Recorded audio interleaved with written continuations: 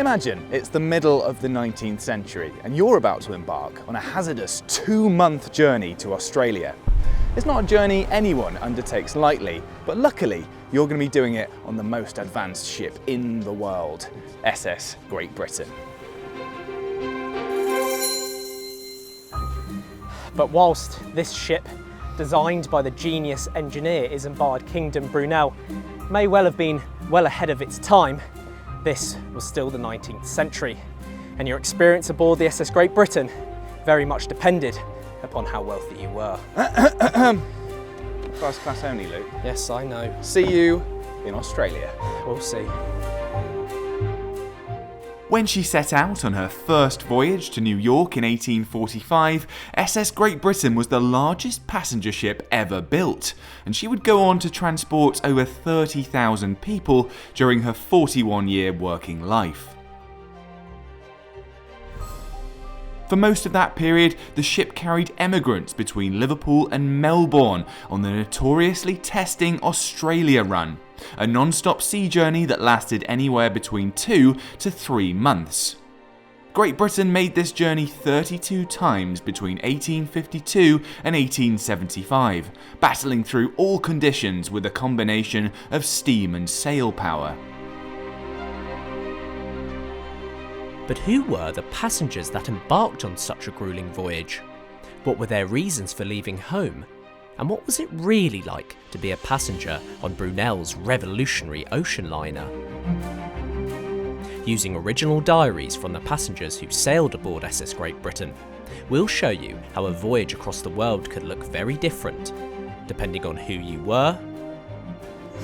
Oh, goodness. And how much money you had.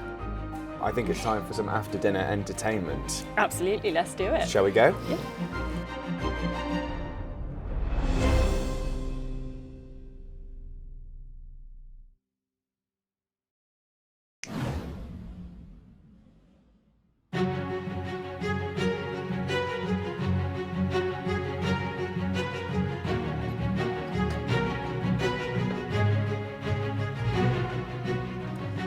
Okay, heading into the first class saloon. This is going to be home for the next 70 to 80 days. Lovely. Lots of space. Lots of light. I mean, this would have actually been packed with passengers at the time, but still, you can see why this was known for its luxury in the 19th century. And here we go. Here's my cabin. Okay, so this is my room. It's nice. It's not huge actually, but I do seem to have a few things that you might not get in steerage. So I've got my own basin for a start. I've got a sofa for entertaining guests. I've got my own window so I can watch the journey go by. A few games, space to get changed, somewhere to hang my clothes, and let's see. Is this comfortable? Sure. Luxury.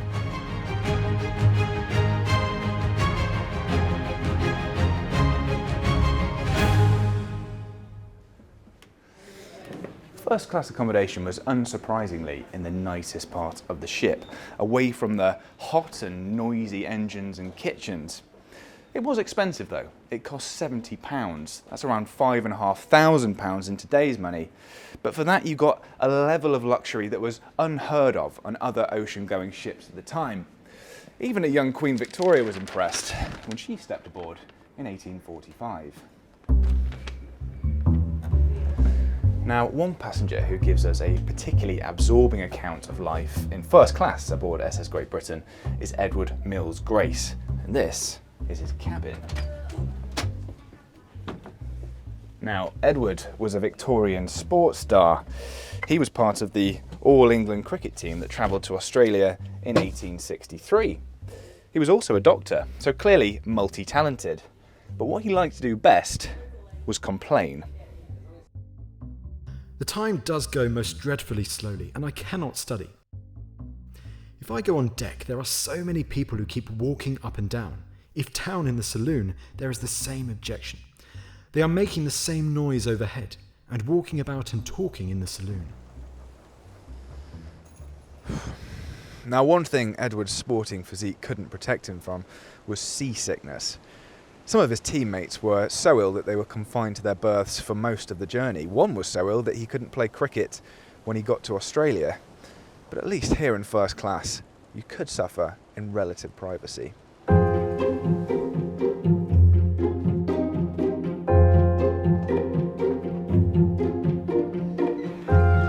Now, steerage was traditionally the area on a ship closest to the noisy steering apparatus, but it soon came to refer to the cheapest section of a ship's accommodation.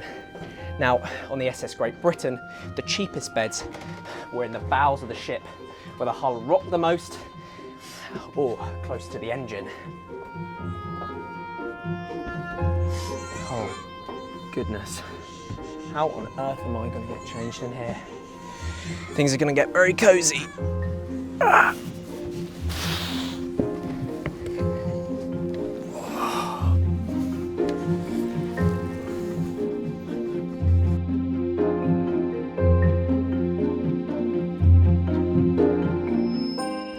Now, the smell in here wouldn't have been great either, especially after a few weeks at sea. And remember, this is the 19th century. Washing wasn't exactly a common habit. And there were no en-suites or hot showers in steerage.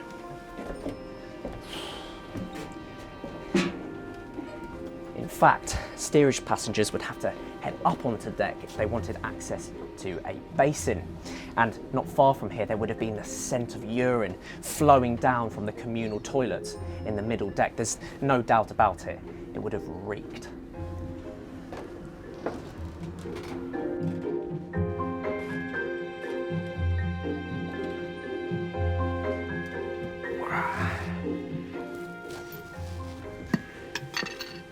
A 17-year-old Scot named Alan Gilmore travelled with his brother and father from Glasgow to Melbourne in 1862. They hoped to set up a successful business, selling provisions to hopeful gold diggers. Our berths are pretty well ventilated, but very confined and dark. The distance between our berths for the purposes of dressing is 2 foot broad and 6 foot long, so confined that only one can dress at once. And even in this small space, we have to build part of our luggage.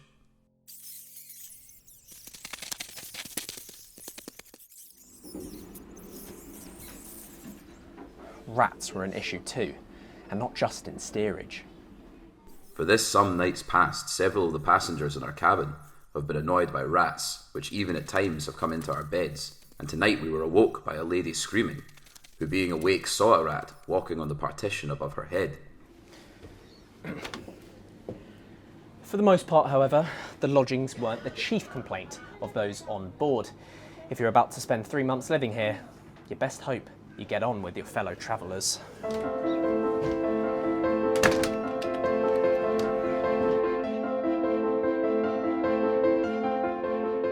Now up to 630 passengers and 140 crew would have been crammed into these rooms for a voyage to Australia on SS Great Britain.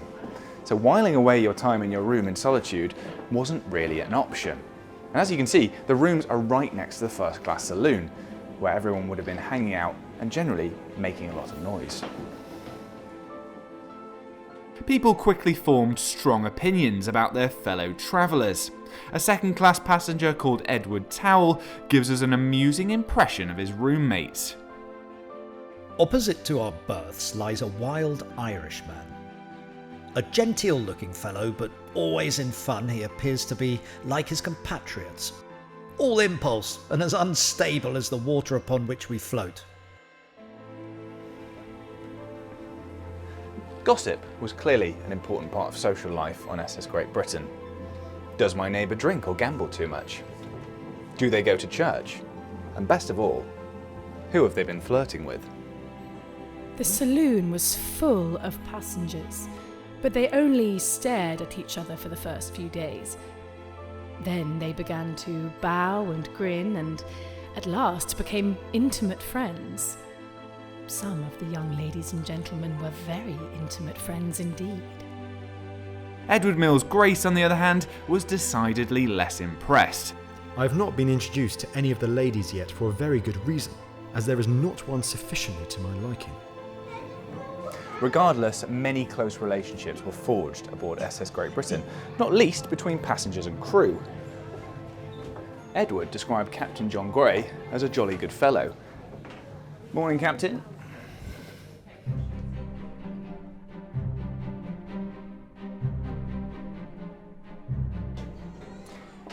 In the cramped steerage accommodation, passengers were less concerned with making polite acquaintances.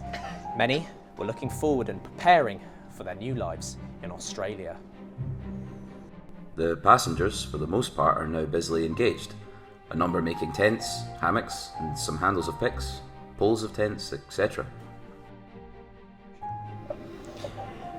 But the lack of space on ship meant things inevitably got very, very heated, especially considering that drinking and gambling are some of the most popular pastimes on these voyages. You owe me, mate. There are generally a couple of fights every day. Sometimes they get slung on irons and put back to back for half an hour from the forecastle, with their toes just touching the deck. And it wasn't just fighting. Thievery was a common complaint too. There are numerous accounts of passengers' belongings just going missing. Banknotes, raspberry vinegar, even gingerbread being just a few of the items recorded stolen. The thieves are getting very bold. During last night, a man came twice to try to steal Miss McGovern's watch and purse, which the thief had watched her putting under her head when going to bed from the outside window. Little wonder most people spent a lot of their time up on deck, finding creative ways to pass the voyage.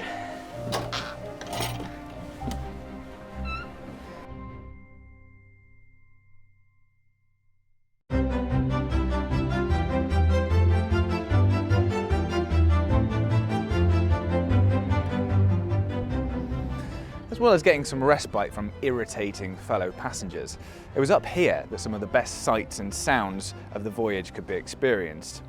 Many of the passengers on board might never have left England, so spotting a whale, a foreign coastline, or even just another ship could have been very exciting. The entertainment on deck could be pretty ambitious too. New Year's Eve parties, masked balls, and even a performance of Merchants of Venice were all recorded in the 1860s. Unsurprisingly, the All England cricket team that Edward travelled with in 1863 used any opportunity that they could to practice. In fact, Edward caused quite a stir every time he appeared on deck in his sports gear, at least according to himself. I appeared for the first time today in my white cap and canvas boots with the red tips, which both together created quite a sensation, as you may imagine. Now, according to his diary, he also comfortably bested his teammates at broad jump and long jump. Other passengers were clearly keen spectators, but it seems that one got too close. The Cabinet, which was a newspaper written by passengers themselves, recorded that one man received a broken nose and a cut cheek when he was struck in the face by a belaying pin one of the cricketers was using as an improvised bat.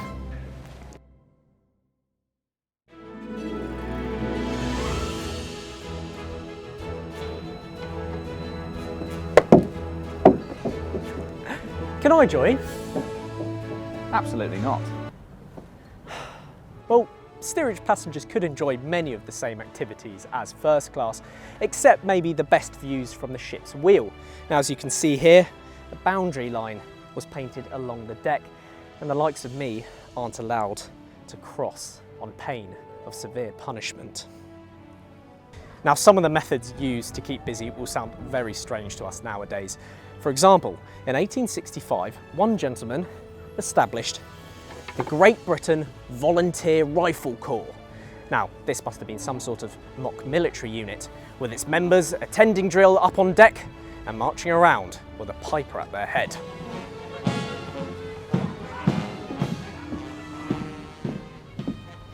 Now, it seemed that this military unit wanted to put its training to the test because shortly after forming, a mock military battle was staged between the Rifle Corps and the crew.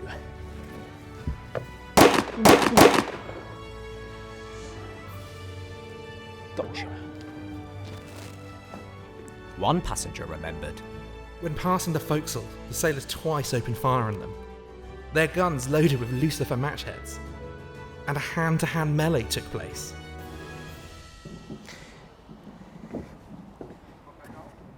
The mock military battle may have been a bit of fun, but the sad reality was plenty of passengers didn't make it to the end of the voyage. This was an era in which illnesses were very easy to contract and notoriously difficult to treat, especially when so many passengers were crammed in such tight accommodation.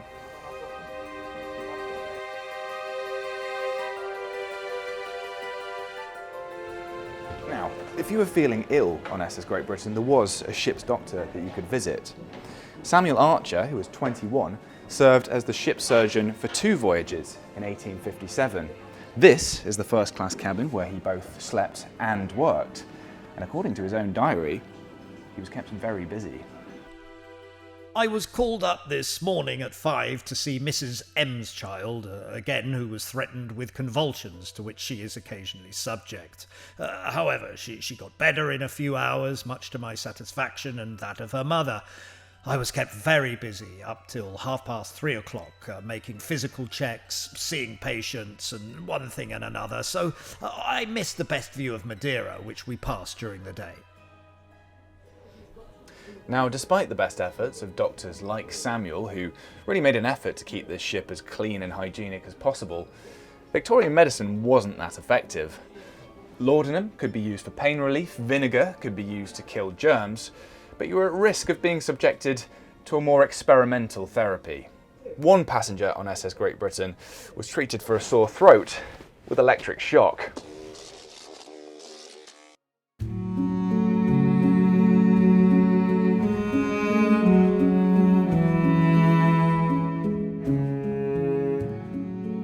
Now, it seems that the ship's doctor didn't actually charge any passengers for treatment on board. It was all covered within the price of their ticket. And that was lucky, because steerage passengers were prone to all sorts of ailments on board.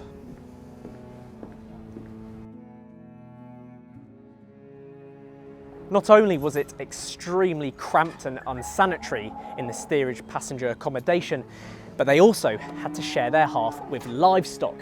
150 sheep, 30 pigs and 500 chickens were all crammed into these pens for the journey to Australia.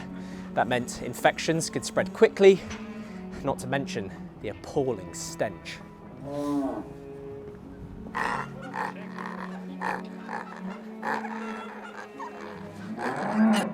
Along with typhoid, cholera and tuberculosis, one disease that really frightened people in the 19th century was smallpox. There were several breakouts aboard the SS Great Britain. Now, if you were found to have smallpox, you would have been quarantined in these small makeshift hospitals. You can imagine what that must have been like. And in one particular case, Captain Gray actually had his entire crew and all young children aboard vaccinated by the ship's doctor.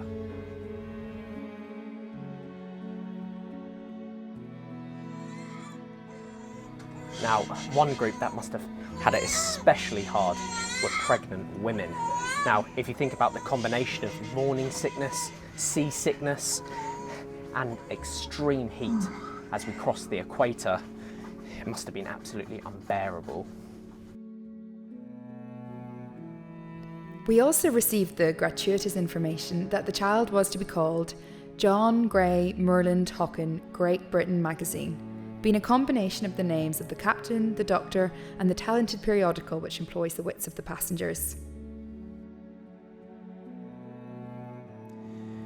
Of course, not every patient could be saved. There were over 140 deaths recorded on the SS Great Britain, and a special procedure was developed to dispose of the bodies.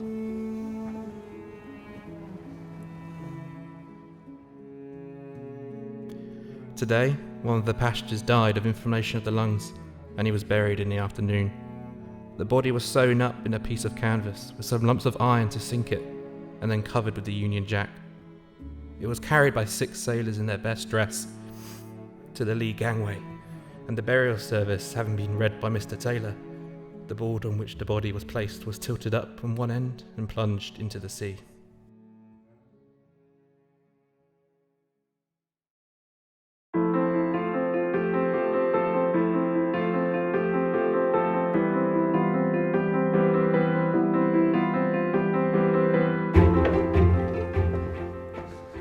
Right, we've had a hard day in first class socialising.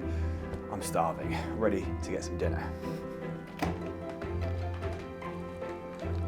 Hello. Hello, Louis. Natalie, looking absolutely, this is a fantastic outfit. Thank you very much. This is very grand, isn't it? It is, yes. This is the first class dining saloon. So this is the centre of opulence on the ocean. For first class on board, this is really the heart and the centre of their life whilst they're travelling either to New York or Australia.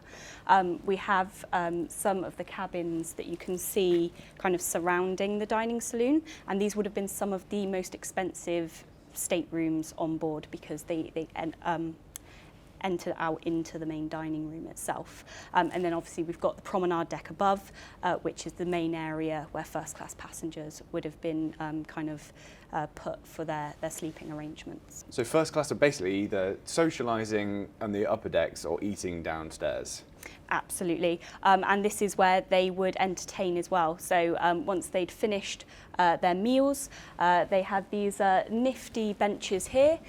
So once the food had been removed and the tables unset, they could just move the bench back. They could sit down and they could enjoy dancing, singing, all sorts of merriment to pass the time. That is a nifty invention. I wonder why that's not caught on. That's really well done. So plenty of entertainment in here, but right now I'm absolutely starving. I'm ready for my first class meal. So what have we got here? So this is kind of just an assortment of things to give you an idea of what you might expect dining here in first class. Okay. So we have our boiled sheep's head. Lovely. Yes. Lovely, my favourite. Yeah. So with all the accoutrements and dressing there, we also have fruit. So you could expect a lot of fruit, and this would be used not just as kind of fresh fruit for you to eat, but it would also be added into certain dishes for cooking, just to give as broad a range of selection as possible. Right, but that might not survive the journey to Australia, so maybe for shorter journeys. No, so there probably wouldn't been as much fresh fruit going to Australia, but certainly for the 14 to 16 days to New York, you would definitely see fresh fruit on the menu. Great, very important. And then you would have a variety of pastries and desserts. Lovely. For you to tuck into and enjoy. So you could have anything from pancakes to tartlets to plum puddings, and also some apple tarts as well. Got it. And Victorians love their sugar, right? They get through a hell of a lot of it. Yeah, absolutely. So anything from delicious jellies and jams, kind of sugar moulding, everything was on offer. Brilliant. Well, I'm ready for my apple tart. Should we cut a slice for ourselves? Absolutely.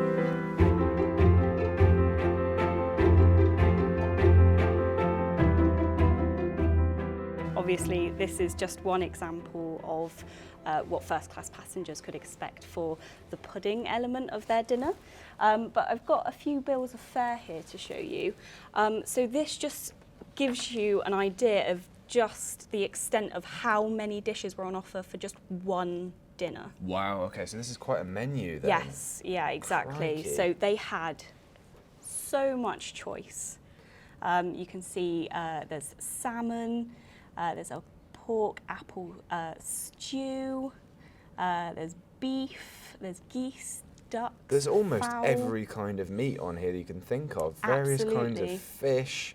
The desserts menu is crazy. Exactly, I've never yeah. seen a restaurant that's got that many No, desserts. and something that always surprises me is that in the 19th century, omelettes were actually considered desserts. Oh, so they actually very appear on interesting. the dessert section of There the we menu. go. And I think people generally found the food on the SS Great Britain to be of an incredibly high standard, right? Absolutely. So this was the first time that people travelling at sea could expect the same quality food that they would receive in 5-star hotels and restaurants back at home. So it really was kind of the pinnacle of service at sea.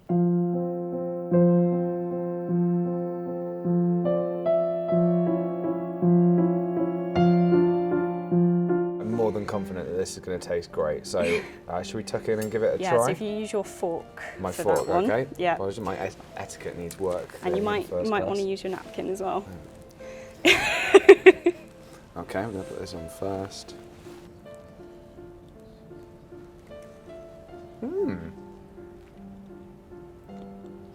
It is quite basic, but very tasty, actually. Yeah, absolutely. Fantastic. And what might we be drinking on this occasion? Cognac here. Yep. Champagne, fine champagne, love that. Yeah. So first class passengers would have been able to enjoy things from champagne, wine, claret, brandy, all kind of the alcohols that you would associate with kind of this class of individual.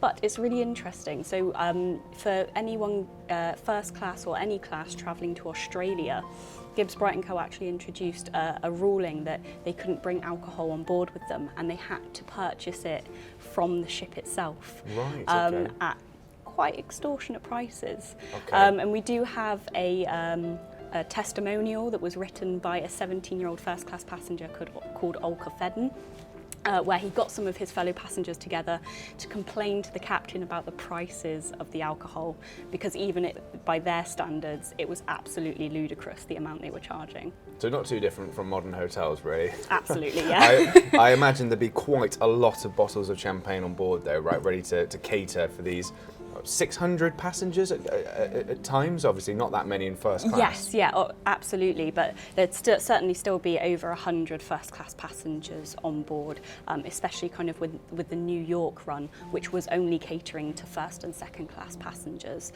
There was no third-class or steerage on board at that point. So yeah, we can see some champagne bottles in crates behind, excellent, yeah. just kind of being brought out ready for the big dinner service. Right, dessert is done. I'm stuffed now. I think it's time for some after-dinner entertainment. Absolutely, let's do it. Shall we go? Yeah. Natalie? Thank you, sir. I'm ready. Well, wasn't that just incredibly wholesome? Whilst Louis enjoyed his afternoon entertainment, it was time for me to find out what was on the menu down below in steerage. Talking me through what would have been on offer was Active Interpretation Manager Simon Strain.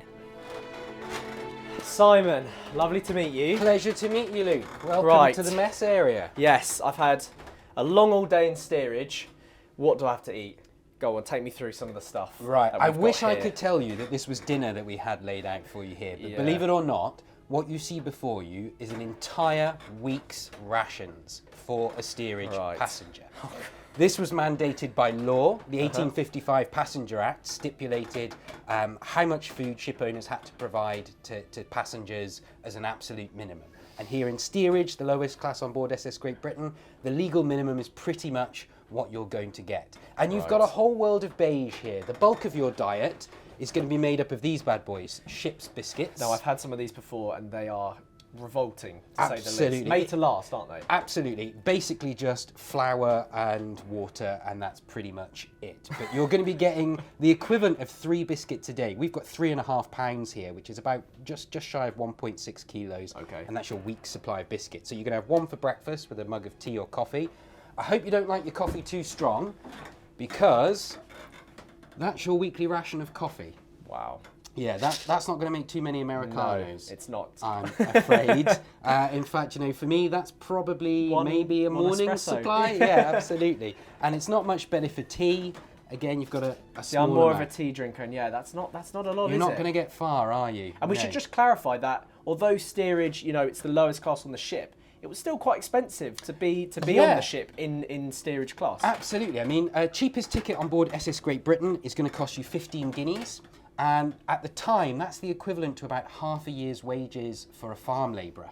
Wow. So, you know, it's not within reach of the lowest of the low in society. No. In fact, a lot of the passenger lists, we've got lots of skilled tradesmen, lots Yeah. of miners going out to Australia to make their fortune Of course, at diggings. of course. But you've got lots of skilled professionals travelling in here as well. But in terms of dinner, so breakfast, you've had your biscuit and your coffee. Okay. Your main meal is lunch, and that's going to be something like your salt meat, perhaps with a little bit of rice, Okay, like we yeah. can see here, or it might be maybe some preserved potatoes. All you're going to have in the way of veg is the dried peas, which aren't great. Yeah, No, so you they get. don't even really look like. There were I don't know peas what once they look upon like, a time. yeah. Yeah, absolutely. And then by the time you get through to the evening meal, again, it's back to ship's biscuits, possibly with a cup of tea or coffee. If you're lucky, you might have something sweet to go with it, something like a simple pudding like plum duff.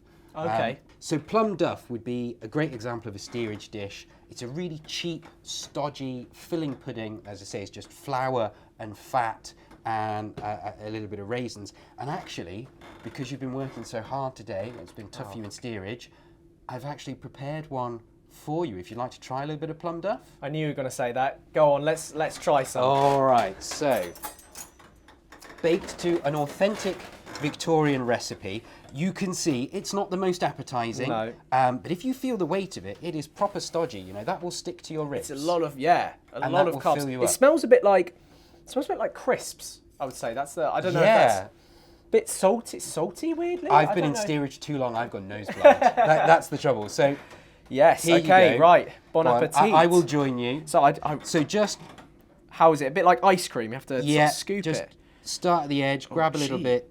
Very tough. It is really tough and stodgy. Okay, there we go. So I got this a has little just bit. all been mixed together, been allowed to sort of rest, and then it's Okay. been boiled for about 3 hours. Cheers. Bon Let's try appetit. this.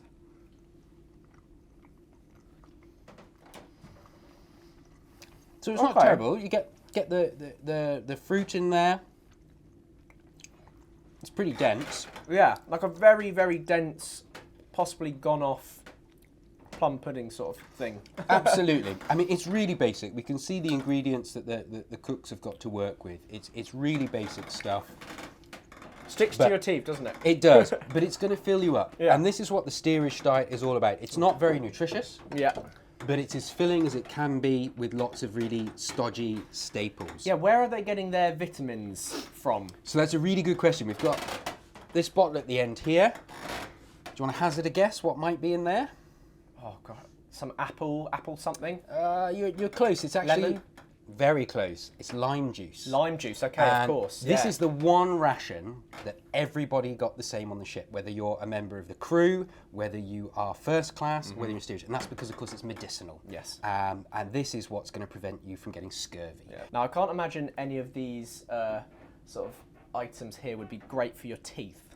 Yeah, I mean, Victorians, well, let's look at the sugar ration. I mean, that is your weekly sugar ration. That's That's like ridiculous. the most, yeah. Isn't it? It's huge because largest they had ration a here. really sweet tooth. Yeah, well, you're looking at 12 ounces of sugar, and that gets made up with treacle as well. You get another 8 ounces of treacle here. Wow. So you can see Victorians very much had a sweet tooth, but they didn't have much else to look forward to. Yeah. It's salt. It's very boring, plain carbs, and so sugar is really all you've got to kind of keep you kind of look going forward to, the through sugar the rush. week. Yeah, absolutely. Another thing besides eating that many passengers in steerage looked forward to was socialising and the opportunity to gamble or drink their lives away. Okay, so Simon, we just left the mess area. We're now heading towards where steerage passengers would have socialised. Yes. So this was actually the space where you did both your socialising and your eating. Okay. It really was a multi-purpose space, if Yeah. you borrow modern terminology. If you were dining, you'd be doing it at these benches. As I say, after you've collected your food, this is where you'd sit and eat, and then you'd clear it all up for the next person to come in. So if you can imagine, you might be sat here down to breakfast. Yeah. There could be someone being seasick over in one of the bunks, someone giving birth. There might Yeah. even be a dead body from where one of your passengers has passed away in the night and is waiting to be buried at gosh. sea. So real ambience as you sat down Yes. to enjoy your meal. Not or, just music. No, exactly. Or to entertain yourselves. And we've got some examples here of the sorts of things steerage passengers would have done to entertain themselves on board. We know from diaries that even here in steerage, you know, people enjoyed a game of chess Yeah. or of drafts. They might play sort of common games like dominoes, card games. We've got some knuckle bones here, sort of typical sort of pub games for the period. What are knuckle bones? What does this involve? Knuckle bones, these are bones from typically an animal. I think these are actually deer knuckle bones. And it's a game where you have to throw them up on your hand and try to balance them. You hopefully do a better job than I did. And depending then on how many you balance, you then set out the remaining ones. And what you have to do is you throw one knuckle bone up in the air. And the idea is you pick up another one. Whilst. And then catch the one you've thrown up. So A bit like juggling. a little bit. So I'm going to have a go now. Okay, I'm on. not very good, but Close. See, that's it. I see the idea though. It's The just idea like is you- juggling. There you go. There we go. There you go. There we go. That would have got you maybe a drink or something. I don't this know. is it. So you might gamble over that, although gambling was supposed to be banned on most voyages. But that's another thing people did. People gambled chronically on everything. They would be betting on whatever they could, including how far the ship had travelled each day. It's a very popular pastime, wasn't it? Very popular. Drinking, gambling. Well, you have to remember, the people in steerage would be working people. And at this time, there's not really such a thing as public holidays. You might have got, you know, a day off around Christmas, but that's about it. So for tradespeople, working people, to suddenly have 2 months with nothing to do, that was a complete shock to the system. Yeah. And so they really struggled to find ways to fill the time. It's fine if you know how to play chess or drafts. It's great if you're literate, because of course you can read. We've got a copy of the Bible over here. over the there. Bible, or you would be writing correspondence, you know, pretty difficult in the dim light here in steerage, but you found a way. So if you're literate, it's fine. You can kill a lot of time that way. Someone like Alan Gilmore, who mentioned again, he did this painstaking sort of plan of the steerage area. This is a facsimile, it's not the original, so you're welcome to touch it. Oh, yeah, but this is a copy from his diary. Wow, that's incredible. And you can see he's listed all the berths in there. He's also put the sort of mess tables at the side, and that's what we've recreated here in this space. He's put what he's described as the pantry. That's the mess area we were just in. Okay, so we were there and we've come round the corner, and we're at the mess tables, here. We actually used this plan from Alan Gilmore's diary when we were recreating the ship, because of course we're always trying to base it on primary sources, either the ship's plans or in this case evidence from passengers. But yeah, I mean, in the 19th century, you know, there's no iPhones, no Wi-Fi, none of that. You are making your own entertainment. Definitely. You're lucky if you're literate, because at least then you can read or write. The rest of the time it's just gaming and chatting and drinking and gambling. With our voyage on SS Great Britain coming to an end, it was time to reflect on two very different experiences of life aboard. Well, hello, fellow passenger. Welcome to Australia. How's your trip been? Hello, Louie. Well, if I could sum up my steerage passenger experience in 3 words, I would say it was cramped, it was really smelly, and really, really dangerous as well. Oh, right. Gosh. Yeah. Well, I mean, SS Great Britain is supposed to be the most luxurious vessel of its day, right? I mean, Oh, is it? Yeah, I had some fantastic apple pie that was prepared for me. I, had lots of champagne. I got to play sports out on deck. It's been glorious. Oh, lovely. Well, I wasn't allowed to play cricket, as I'm sure you'll remember, and also I was fed plum duff. Have you ever had plum duff? No. It's disgusting. Sorry about that, old chap. Well, anyway, seeing as you took the hit last time and you scaled the yardarm, I guess it was only fair, wasn't it? Yes, yeah, I did deserve that actually. And if you enjoyed this episode, please go and watch the previous video where we look at the crew experience. I was an able seaman and a stoker, and Luke took on the role of officer. So yeah, I think the role switch it was actually fair. Yeah, that was a lot more enjoyable. Anyway, let's enjoy the gold rush, shall we? Yeah, well, I've got a cricket tournament to go and win, so come on then. Of course you have. Welcome to the History Hit YouTube channel. Hope you enjoyed that video. And if you'd like to see more videos where we attempt to try and bring history to life, please don't forget to subscribe and hit that notification bell. Cheers guys, see you soon.